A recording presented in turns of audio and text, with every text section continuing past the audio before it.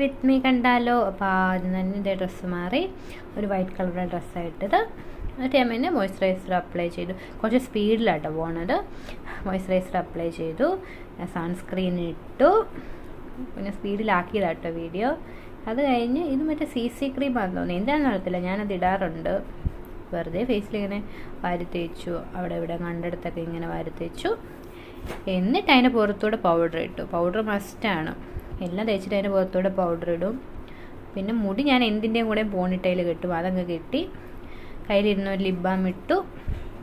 Lip ബാമിൻ്റെ പുറത്തൂടെ ഏതോ ഒരു lipstick, ഷെയ്ഡൊന്നും എനിക്കറിയില്ല കേട്ടോ, ഏതോ ഒരു ലിപ്സ്റ്റിക്ക് ഇട്ടു.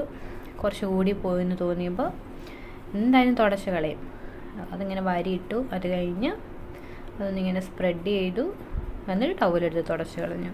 സ്ഥിരം പരിപാടിയാണ്. പെർഫ്യൂം അടിച്ചു, വാച്ചും കിട്ടി.